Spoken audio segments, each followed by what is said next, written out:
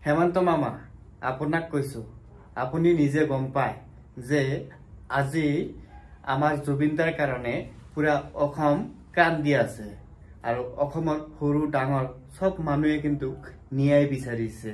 কাৰণ জুবিনদাৰ কাৰণে জুবিন এজন ভাল মানুহ আছিল জুবিন এজন কোনো ধৰ্ম চোৱা নাই কোনো জাতি চোৱা নাই সৰু ডাঙৰ কোনো এইবিলাক চোৱা নাই সবকে ভাল পাইছিল সবকে একে সমানেৰে একে চকুৰে চাইছিল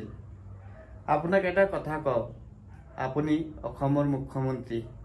আপোনাৰ হাতত পাৱাৰ আছে জুবিনদাৰ ন্যায়টো আপুনি সোনকালে দি দিয়ক আৰু এই অসমৰ যিমান জাতি আছে যিমান ধৰ্মৰ মানুহ আছে কাকলৈ আপুনি ৰাজনীতি নকৰিব কাৰণ জুবিনদাই যেনেকে চলিছে জুবিনদাই যেনেকে জীয়াই আছিলে হেনেকে আপুনি সবৰ লগত ভাল ব্যৱহাৰ কৰক সবৰ লগত ভাল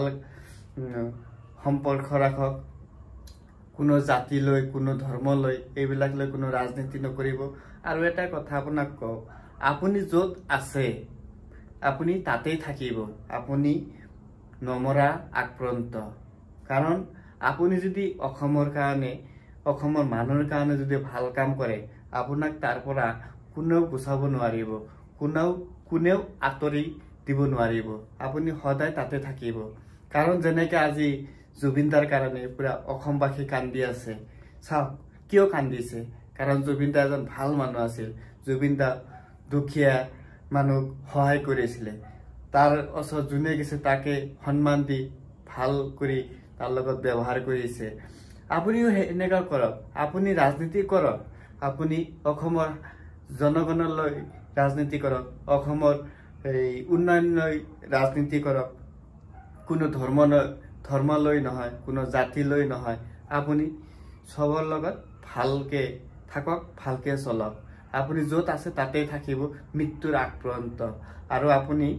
অসমৰ ৰাইজে যোনটো চায় যোনটো বিচাৰে সেইটো আপুনি কৰিব লাগে কাৰণ এতিয়া জুবিনদাৰ ন্যায় লাগে জুবিনদাৰ ন্যায় বিচাৰিছো আমি সকলোৱে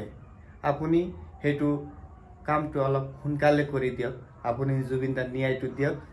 অসমৰ ৰাইজে আমি যেনেকে জুবিনদাৰ ন্যায়টো বিচাৰিছো আপুনি ঠিক হেনেকেই দিব লাগে